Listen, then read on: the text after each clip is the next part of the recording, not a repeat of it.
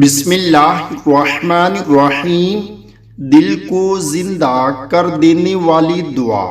فجر کی سنتیں پڑھ کر فرض پڑھنے سے پہلے 40 مرتبہ یہ دعا پڑھنے سے دل کی سختی اور دل کے اوپر زنگ دور ہو جاتا ہے۔